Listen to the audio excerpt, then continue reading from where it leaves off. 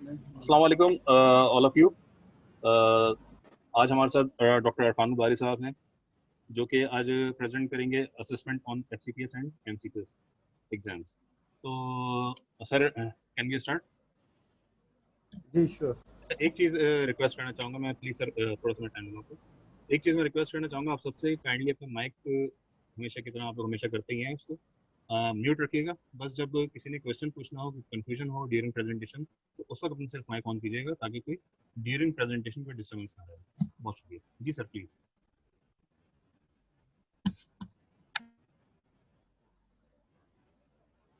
Assalamu alaikum to everyone. Very good morning. We are going to start this brief talk about how to do assessment in exam. So this is a sort of unique scenario because this is not only the on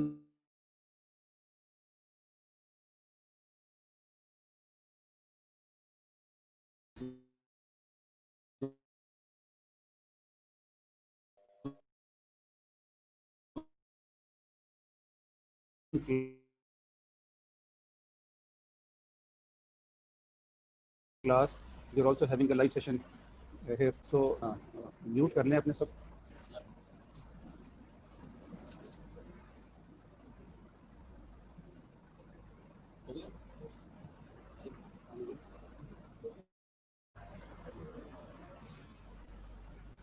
Shariq साहब ये slide आ रही हैं? नहीं sir, Oman से बस ये बोलिएगा कि ये शेयर स्क्रीन कर दें ये।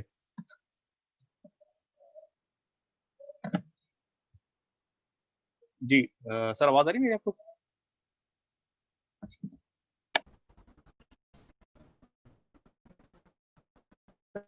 Parameters and finally deciding who is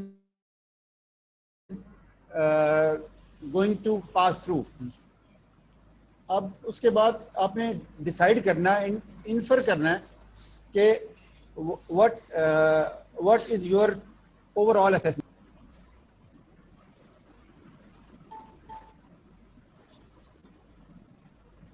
Any purported or and formal action to obtain information about the competence and performance of candidates. So exam में आपकी एक तो थ्योरी की इवेल्यूएशन की जाती है, उसके बाद आपकी कॉम्पिटेंसीज देखी जाती हैं और तो ओवरऑल परफॉर्मेंस देखी जाती है. तो सब चीज़ों को ओवरऑल इवेल्युएट करने के बाद फिर पास या फेल किया जाता है.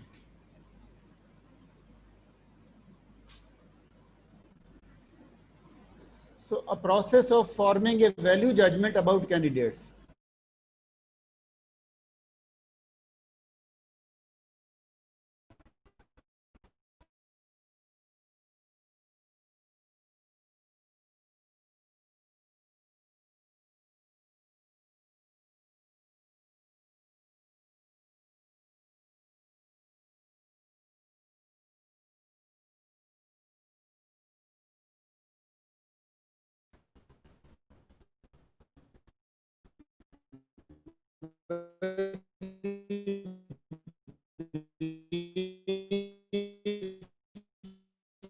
कॉम्प्रिहेंसिव डेफिनेशन के आप कैंडिडेट्स की ऑर्डर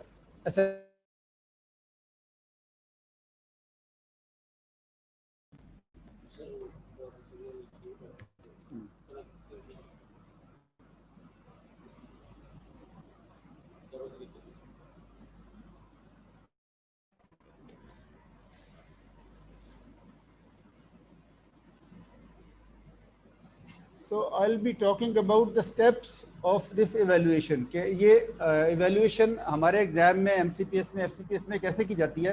तो how transparent is this, how justifiable, तो उसके ऊपर आप थोड़ा सा आपको ब्रीफली बताएंगे. ये प्रोसेस तो बहुत लेंथी है और बड़ा एग्जॉस्टिव है, लेकिन इसकी सिर्फ जो सेलिएंट फीचर है वो मैं I'll be going through those.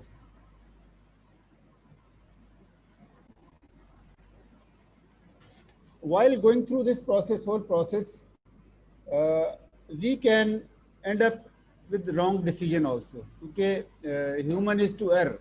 आप जो है element of error, element of omission, it's always there. तो अब ये सारा प्रोसेस इतना स्क्रूटनाइज हो जाए और इतना रोबस्ट हो जाए कि आपके पास इसलिए की जाती है कि मेडिकल एजुकेशन वाले जो हैं वो सब इसमें पूरी एफर्ट करते हैं ताकि एक सिस्टम ऐसा इवेलुएट हो जिसके बाद जो कम मिनिमल चांसेस हो जाएं, ओमिशन और एरर के मिनिमल चांसेस हो। अब एरर दो टाइप की हो सकती हैं। तो रॉन्ग डिसीजन जो है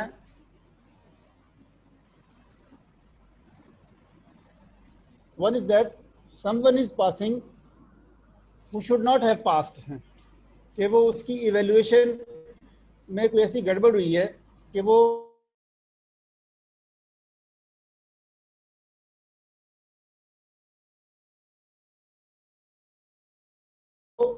he or she was not eligible, या he was assessment में वो लेवल उस पैरामीटर की एरर कि वो he or she managed to get pass। अब ये एक एरर हो सकता है, रॉन्ग डिसीजन ये हो सकता है। दूसरा क्या हो सकता है कि समवन फेल बट ही और शी शुड हैव पास्ड, मतलब एक द अदर वे आप इसको एक कह रहे हैं कि फॉल्स नेगेटिव है। फॉल्स नेगेटिव क्या हो सकता है कि he or she should have been passed but through this assessment the result is otherwise। तो ये फॉल्स नेगेटिव डिसीजन हो सकता है या फॉल्स पॉजिटिव हो सकता है। फॉल्स पॉजिटिव ये है कि आप किसी को पास कर देते हैं लेकिन वो एलिजिबल या कैपेबल या वो इसके वो उस क्राइटेरिया पे नहीं था, लेकिन but there was some omission और एरर कि जिसकी वजह से ही मैनेज टू गेट पास। तो अदरवाइज दूसरा हो सकता है इसके अपोजिट जो है ना फॉल्स नेगेटिव हो सकता है। अब ये सारा जो है सिस्टम जो इवेल्युएशन का बनाया जाता है वो सिर्फ इन दोनों रॉन्ग डिसीजन से बचने के लिए बनाया जाता है।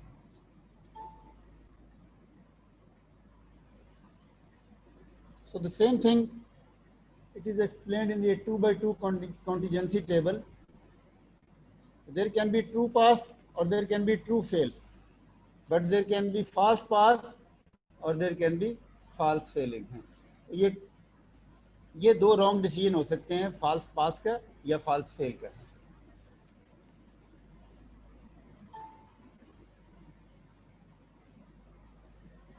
Okay, so what are the principles of assessment? I'll just touch these principles because every principle needs a detailed elaboration. So because the purpose of presentation is not to go through this in detail, I'll be just rushing through these principles. The principle number one is this system of assessment should be acceptable. So ये सब के लिए, सब stake holders के लिए, candidates के लिए, students के लिए, एग्जामिनर्स के लिए, इंस्टीट्यूशन के लिए, the system should be acceptable. दूसरा शुड बी कॉस्ट इफेक्टिव। अब कॉस्ट इफेक्टिव की अब देखें कि अभी जो है to make it more cost effective in this Covid scenario, तो इसमें जो अभी एग्ज़ाम जो है 3 डिफरेंट सेंटर्स पे लिया जा रहा है। अब उसमें एक तो ये है कि टू गैदरिंग मिनिमल हो, ट्रेवलिंग मिनिमल हो और कॉस्ट इफेक्टिवनेस स्टूडेंट्स के लिए भी, कैंडिडेट्स के लिए भी, जो जिस एरिया के हैं उसी एरिया में वो एग्ज़ाम दें, और एग्जामिनर्स की भी ट्रैवलिंग कम हो, उनकी भी है। तो ये any assessment system should be cost effective also. इस चीज़ को देखा जाता है while devising any assessment tool और assessment system. The assessment system should ensure positive educational impact। मतलब इसका जो है आउटकम है वो that should be a positive outcome। Then the assessment tools should match the course objective। कि आपका जो कोर्स ऑब्जेक्टिव है, आपको MCPS FCPS में जो पढ़ाया जाता है तो उसके क्लियर ऑब्जेक्टिव्स होते हैं कि at the end of this you should be able to do this and this, you should be able to perform this test. तो इन सब के जो असेसमेंट की जाए that should match to the tools. This is very famous picture that you often see and you often hear this Miller's pyramid। तो कोई भी कॉम्पिटेंसी को इवेल्युएट करने के लिए तो कुछ पैरामीटर्स हैं जो कि ये एक्सप्लेन किए गए हैं इसमें there are different levels of competency, different levels of learning हैं। तो पहले सबसे बेसिक लेवल है दैट इज टू नो, वो बेसिक लेवल है that we do by fact gathering, books पढ़ने से, उसमें से फैक्ट से, मेमोराइजेशन से जो चीज़ होती है, तो that is the basic level of learning. So that is assessed by MCQs.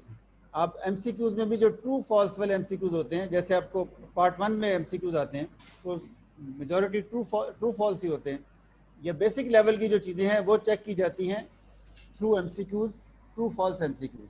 तो ये एक लोअर लेवल ऑफ लर्निंग जो है ना, वो इससे असेस किया जाता है। उसके बाद फिर नेक्स्ट लेवल आता है कि एप्लीकेशन ऑफ दैट नॉलेज। आपने जो फैक्ट्स गैदर किए हैं, जो बुक्स जो याद की हैं, जो चीज़ें जो रटा लगाया है, तो अब उसको आप कैसे अप्लाई कैसे करते हैं, how to interpret and how to apply.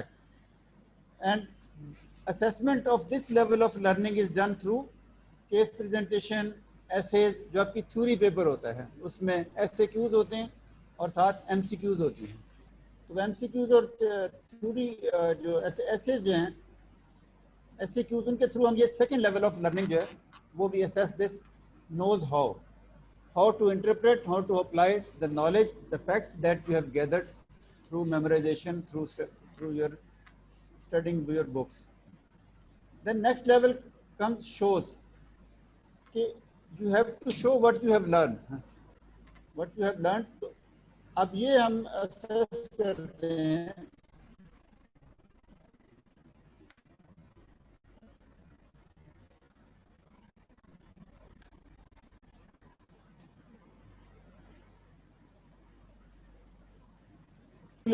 या ऑस्की। तो हमारे यहाँ ऑस्की डर्मेटोलॉजी में नहीं होता, हम इसकी जगह टोक्स करते हैं। तो टोक्स और ऑस्की वन एंड सेम थिंग। और अब ये जो थर्ड लेवल ऑफ कॉम्पिटेंसी है, ये थर्ड लेवल ऑफ लर्निंग है, so this is assessed by TOACS examination, जो कि आपके एमसीपीएस में भी अभी फ्यूचर में होगा और एफसीपीएस में तो ऑलरेडी है।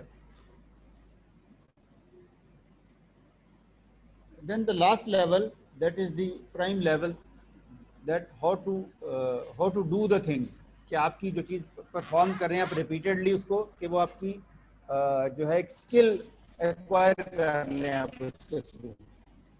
सो that is assess through work place based assessment. जिस तरह आपको लॉन्ग केस करवा के देख लेते हैं एग्जाम से, ये जो रूटीन में वार्ड्स में लॉन्ग केस करवाते हैं और इस किस्म का कुछ सिनेरियो दे के उससे पूछ लेते हैं, तो that is work based assessment. So in this way we assess this last domain of Miller-Primer competency evaluation. So this was the basic levels of assessment. Then the next principle of assessment is the reliability. The results जो है ना, they should be reliable. अगर ये exam किसी और setup में, किसी और सेंटर में लिया जाए, तो उसमें रिजल्ट भी यही वाले हों, मतलब इसको रेप्लिकेट किया जाए इसी सिनेरियो में, तो you should get the same output. अब रिलायबिलिटी को कैसे ऑब्जेक्टिवली कैसे देखते हैं, तो there is a method to it. एक रिलायबिलिटी चेक करने के लिए there is a formula called Cronbach alpha है। ये एक स्टैटिस्टिकली इस चीज़ को चेक किया जा सकता है कि how reliable is this assessment. ये सिर्फ जुबानी कलामी ये उसमें नहीं होता, सब्जेक्टिवली नहीं होता, ये चीज़ ऑब्जेक्टिवली आप चेक कर सकते हैं कि assessment how reliable assessment is. अब उसका फार्मूला 1:2 एरर इन रिजल्ट, ये इसमें I will not go into detail, लेकिन जस्ट टू टेल यू कि minimally acceptable level of reliability is 0.7। मतलब अगर आपको एक जगह पे रिजल्ट 100% मिल रहा है, तो अगर जितनी दफ़ा भी इसको रेप्लिकेट किया जाए, जितनी दफ़ा भी डुप्लीकेट किया जाए, तो वो बाकी सेंटर में भी मिनिमम जो है 70% उसका होना चाहिए। सो this is minimally acceptable. But for professional exam, for FCPS, MCPS, this reliability Cronbach alpha is not acceptable below 0.8। I mean कि 80% आपको रेप्लिकेशन से रिजल्ट मिलने चाहिए। So this is how the reliability is calculated. So there are different factors how to improve the reliability. I will not go into these factors. अब से just to show you example के reliability को improve कैसे किया जा सकता है। एक टेस्ट है, उसके अंदर जो है 3 क्वेश्चन थे 0.58, that is not acceptable at all. अब उसी टेस्ट में जब आइटम नंबर ऑफ आइटम्स बढ़ा दिए गए तो उसकी रिलायबिलिटी बढ़ गई।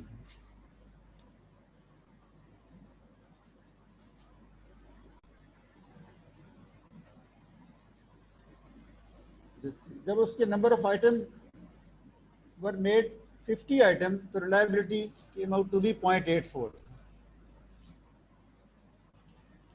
Okay, then is the validity. Validity is a very huge topic that cannot be covered in a brief talk. So validity है क्या? Basically, validity refers to the evidence presented to support or disprove the interpretation assigned to assessment result. जो result announce होता है, उसको जो interpretation है उसको support करती है validity. मतलब validity एक process है, validity एक इसके थ्रू आप प्रूव कर सकते हैं कि आपका जो सिस्टम था सारा वो एक वैलिड सिस्टम था, जिसके थ्रू सारी असेसमेंट की गई है। वो अब आगे चलते हैं। अब वैलिडिटी जो है ना, उसके पैरामीटर्स हैं, उस बहुत सारे चेक लिस्ट है जो कि पहले देखनी पड़ती है बिफोर एग्जाम, फिर during exam, then after exam. तो ये एक लॉन्ग लिस्ट है।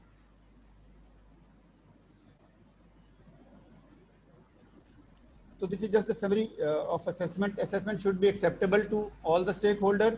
It should be cost effectiveness. It should be cost effective, and there should be positive educational impact of any assessment.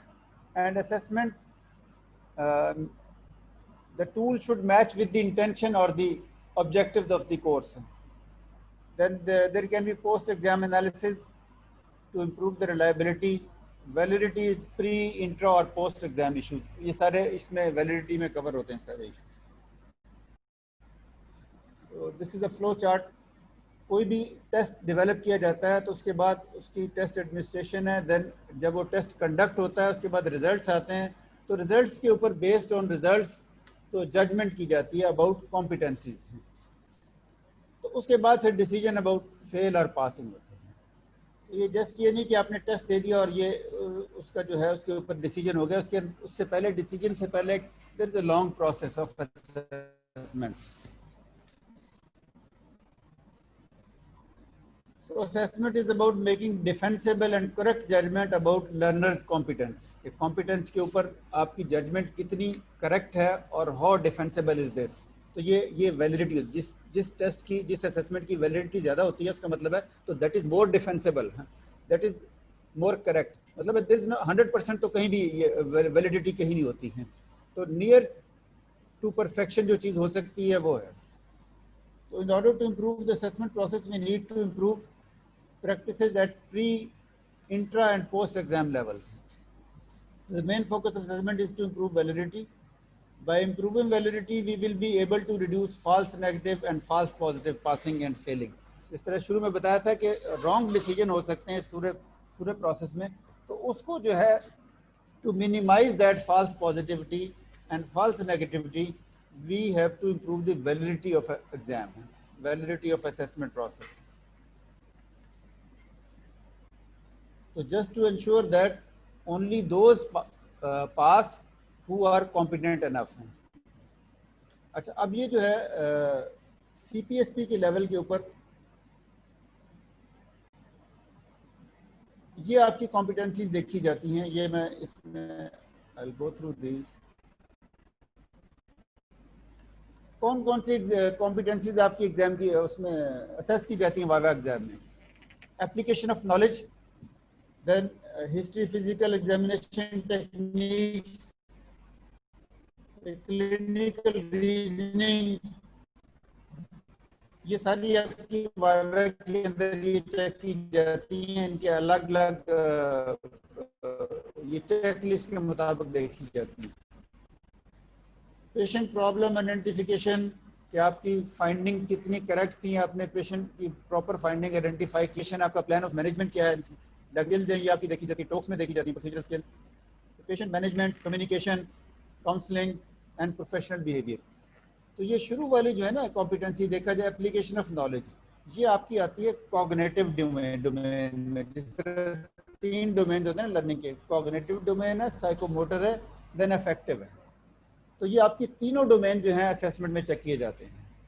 सिर्फ किसी को बुक याद है, उसमें ए टू जी हर चीज़ याद है, लेकिन ये कि ही और she does not qualify to pass in the exam, सिर्फ बुक की, क्योंकि ये बाकी डोमेन उससे जब तक वो भी क्लियर नहीं करेगी। तो एक तो फर्स्ट डोमेन है that is cognition, that is check through theory paper, या फिर इसमें वाइवा में जो है आपको उसकी एप्लीकेशन ऑफ नॉलेज देखी जाती है। तो सेकंड इज साइकोमोटर, तो आपकी जो प्रोसीजरल स्किल है, या how to behave, how to conduct your long case and short case, आप कैसे, साइकोमोटर स्किल वहाँ देखी जाती। और फिर अफेक्टिव डोमेन है, वो आपकी ये कम्युनिकेशन और काउंसलिंग से देखी जाती है।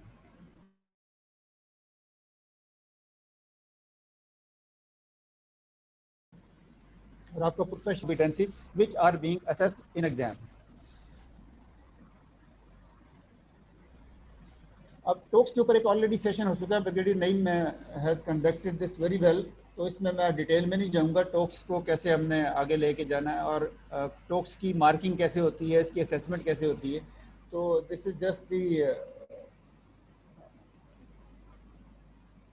एक वो है, इसमें FCPS में जो एग्जामिनर्स को जो दिया जाता है ना इसमें असेसमेंट के लिए, वो एक टॉक स्टेशन के ऊपर जो है पूरा एक डॉक्यूमेंट होता है कि उसमें क्या क्या चीज़ें देखनी है। ये कवर शीट है, उसके बाद फिर इंस्ट्रक्शन फॉर एग्जामिनर्स हैं इसमें, देन कम दिस प्रोसीजर और instruments for candidates, instruction for patients, फिर उसकी कीज़ हैं, देन स्कोरिंग शीट लास्ट पे होती है। ये इसके ऊपर डिटेल में डॉक्टर नईम बता चुके हैं, तो इसलिए I am just going through it. अब फिर असेसमेंट, इसकी सैम्पल टेम्पलेट है जो इसका टॉक्स में जो यूज़ किया जाता है। 12 स्टेशन होते हैं, तो उससे किस तरह इसमें फिर हम चेंज ओवर करते हैं स्टेशन, और उसकी स्कोरिंग कैसे करते हैं, ये सारा ये this has already been covered. अब जो है coming to the final segment of this presentation, so this we should know कि एज ए कैंडिडेट जो है, ये बाज़ औक़ात हम में से कुछ एग्जामिनर्स को भी चीज़ें क्लियर नहीं होती, लेकिन ये चीज़ जो है ये आपको यू शुड नो कि आपको मिनिमम कितने % मार्क्स लेने ज़रूरी हैं to get through the exam है। अब उसमें थ्योरी के 2 पेपर्स होते हैं एज यू ऑल नो, इसमें minimum you have to secure 65% marks. अब ये मिनिमम 65% मीन ये क्यूमुलेटिव हैं, आपके दोनों पेपर्स के ये मिल के है। If you have done very good in one paper, first paper, so in second paper if you don't do good even then you can pass. अब इसमें यह है कि बाज़ औक़ात होता है कि पहला पेपर अच्छा नहीं हुआ तो डेस्परेट होकर दूसरा पेपर नहीं देना है, फ्रस्ट्रेट होने के नहीं, ये पास नहीं हो सकता। तो ज़रूरी नहीं है, अगर आपके एक पेपर में इफ़ यू गेट 40% और दूसरे पेपर में if you get 90%, so then even then you can pass the theory paper. तो इसमें मिनिमम 65% जो है वो कलेक्टिवली आपको दोनों पेपर में लेने हैं। लेकिन इसमें इसको जो है ना it can be reduce sometimes, के बाद अगर पेपर बहुत मुश्किल आ जाता है तो, और मेजॉरिटी जो है वो इसमें if we see that they are failing, तो CPSP ने कहा था कि उसको हम it can be reduce to 60%। जो ये 65% को can be reduce to 60% if less than 40% are passing. अगर एग्जाम आपने 100 ने दिया और उसमें जो है 35 पास हो रहे हैं, तो फिर और 65% का अगर कट ऑफ रखते हैं, तो फिर उसको कम करके इतना कम कर देते हैं कि मिनिमम 40% पास हो जाए थ्योरी पेपर। तो थ्योरी पेपर का रिजल्ट ऑलमोस्ट 40+ होता है। वो उसकी ये है कि लेकिन 60% से कम किसी सूरत में नहीं किया जाता है, चाहे 40% से कम भी पास हो रहे हैं। तो ये मिनिमम जो लोएस्ट है ना, that can be the passing marks can be reduced, that is 60%। तो 60% से कम अगर 20 भी पास हो रहे हैं तो तब भी जो है ना उसको कम नहीं किया जा सकता। तो जनरली जो आप देखते हो कि थ्योरी में इतने 40, 50, 60 इतने पास हो जाते हैं, इतने %। कमिंग टू द वाइवा, तो viva is divided into components है। वाइवा के कंपोनेंट्स हैं। कंपोनेंट एक कंपोनेंट है, फिर उस कंपोनेंट के सब कंपोनेंट्स हैं। तो कंपोनेंट वन जो है that comprises of long case and short case, ये दो इसके सब कंपोनेंट हैं। कंपोनेंट वन के दो सब कंपोनेंट हैं, एक लॉन्ग केस और एक शॉर्ट केस। अब दोनों में आपको इंडिविजुअली 50% मिनिमम मार्क्स लेने जरूरी हैं। शॉर्ट केस में भी मिनिमम 50% और लॉन्ग केस में भी minimum 50%, but as a component you have to secure minimum 55%। I hope it's clear है कि दोनों को मिला के 55% लेने। अब उसमें ये हो सकता है एक में आप 50% लें और दूसरे में 60% ले लें, तो देन इट कम्स टू 55%। लेकिन अगर एक में 50% है दूसरे में 55 है तो देन यू आर फेलिंग। अब इसमें आपको जो है ये चीज़ देखनी ज़रूरी है, क्योंकि इसकी इंडिविजुअल सब कंपोनेंट की इम्पोर्टेंस या वैल्यू रखने के लिए इसको हर सब कंपोनेंट को भी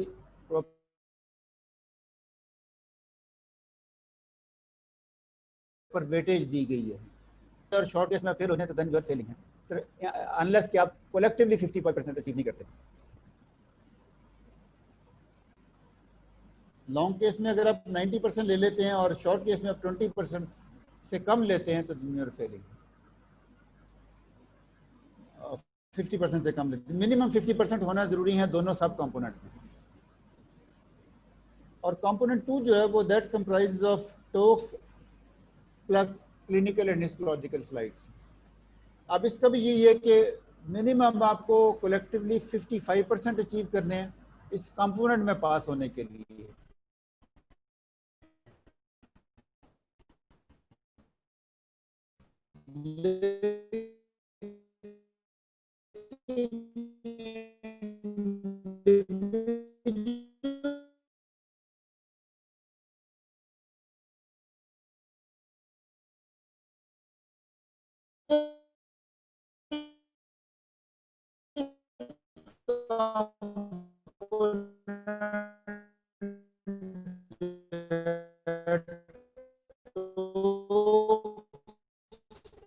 और क्लिनिकल और जो स्लाइड सेशन है उसमें मिनिमम आपको 50% जिस तरह ऊपर है और स्लाइड्स।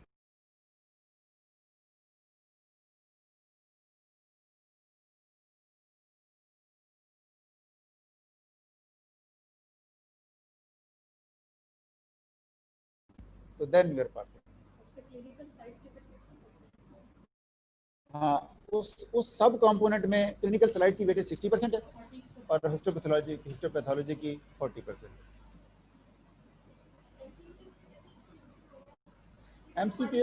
एमसीपीएस में तो लॉन्ग केस शॉर्ट केस है ना सब कम, इसमें तो वो दूसरा अभी तक नहीं है।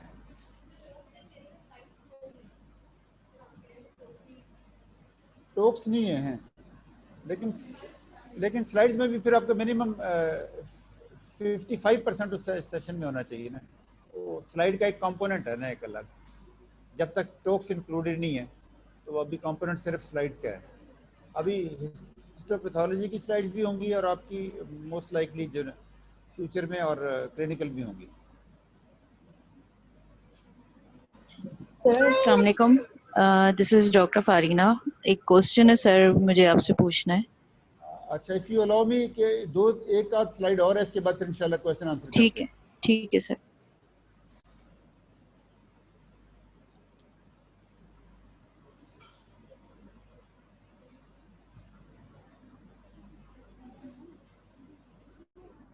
ये जो कुछ मैंने आपको बताया है तो दिस इज गिवन हियर। ये एक सीपीएसपी का डॉक्यूमेंट है, उसमें finalising the result rules for finalising the result of clinical examination.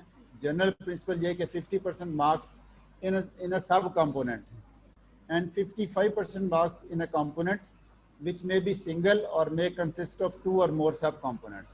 अब जिस तरह अभी so far जो MCPS में क्लिनिकल स्लाइड का session that is a component, तो उसमें भी एज ए कंपोनेंट आपको मिनिमम 55% मार्क्स देने हैं।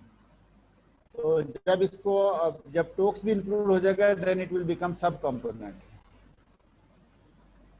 तो एक टॉक्स का कंपोनेंट होगा और एक इसका सब कंपोनेंट टॉक्स होगा और एक स्लाइड्स का होगा। अच्छा, then 60% marks in the final aggregate with the provision that shortage of up to 1 mark in the final aggregate shall be condoned. In the other above mentioned requirements are satisfied.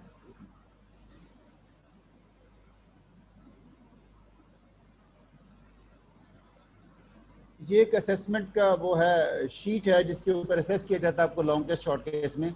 अगर आप इसमें देखो तो इसमें कोई मार्किंग नहीं की जाती है, आगे मार्किंग कंप्यूटर करता है. इसमें सिर्फ आपके लेवल ऑफ कॉम्पिटेंसी देखी जाती है कि किस लेवल की है. तो वो लेवल ऑफ कॉम्पिटेंसी को मार्क किया जाता है और इसकी फिर वेटेज जो है वो कंप्यूटर के जरिए जो है ना वो ट्रांसलेट होती है इनटू मार्क्स.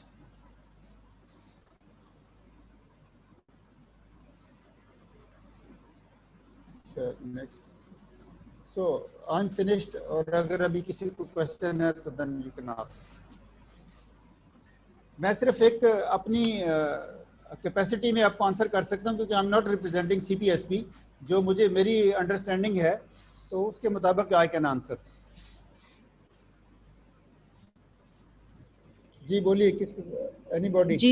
जी सर, मुझे एक चीज पूछनी है sir. Suppose long case short get के aggregate it's more than 55% as you said, लेकिन एक कंपोनेंट में 50 से कम मार्क्स हैं, तो उसको पास कैंडिडेट होगा या फेल? नहीं, नॉट एट ऑल. उसमें जो कि मिनिमम 50% लेने जरूरी है हर सब कंपोनेंट में. शॉर्ट केस में आपके मिनिमम 50% होने जरूरी हैं, तो तब आप पास हो सकते हैं. अदरवाइज अगर आपने लॉन्ग केस में 90% ले लिए और शॉर्ट केस में 40% ले लिए, then you will not pass. अच्छा, thank you.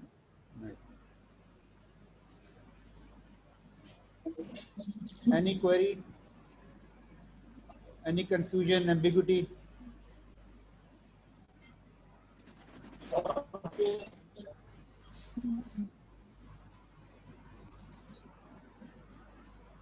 Anybody from live audience?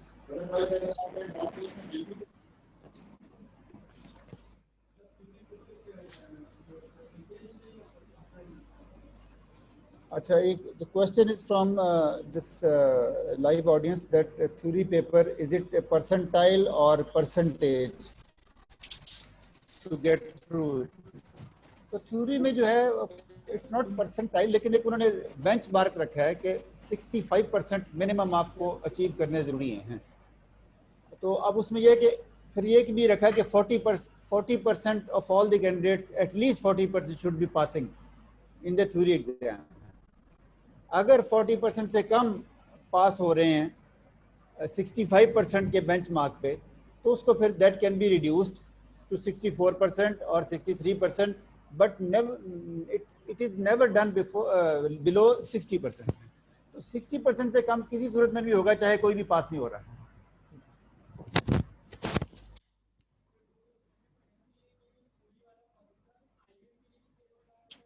I am not sure about IMM, क्योंकि IMM से मैं वो इन्वॉल्व नहीं हूँ उसमें. तो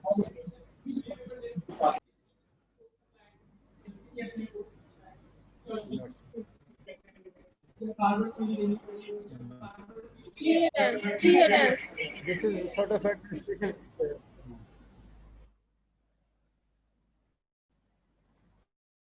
Anybody having any question?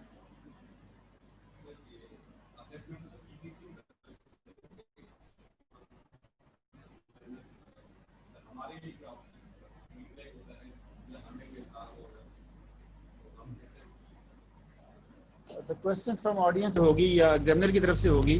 तो अगर हमें कोई ऑब्जेक्शन है तो फिर व्हाट शुड वी डू? ये क्वेश्चन है. अच्छा, तो एक्चुअली जो है ये सारा प्रोसेस जो है इट्स सो ट्रांसपेरेंट और सो रोबस्ट कि इसमें मिनिमल चांसेस हैं. ओमिशन एरर हो सकती है definitely.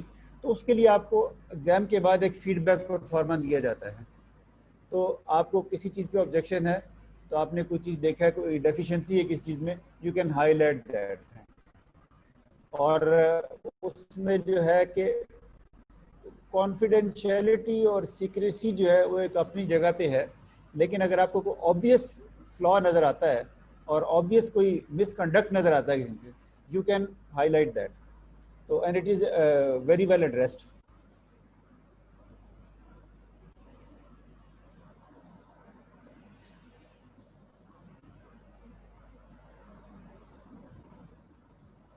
Should we call off if there is no further question?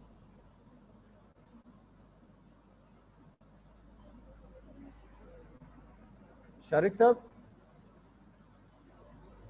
it's over to you.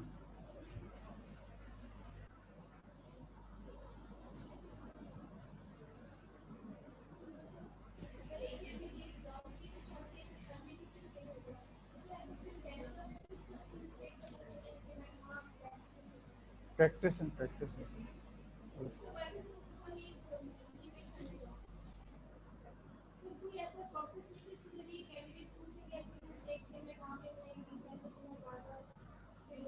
ये मैं म्यूट कर दूं।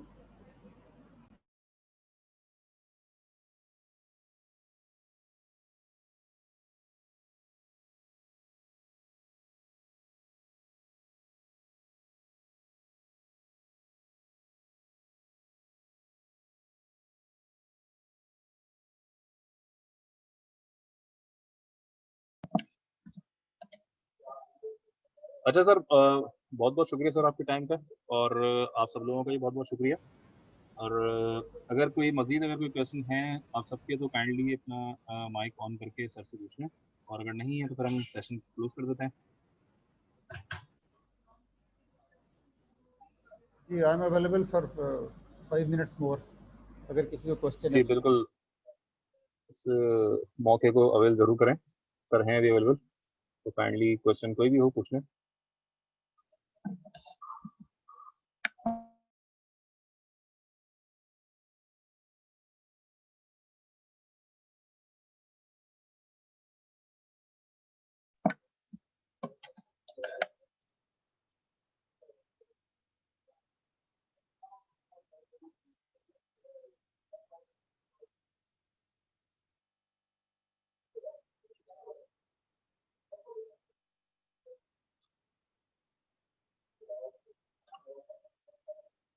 सर आई थिंक क्वेश्चंस नहीं है, तो फिर हम सेशन क्लोज करते हैं।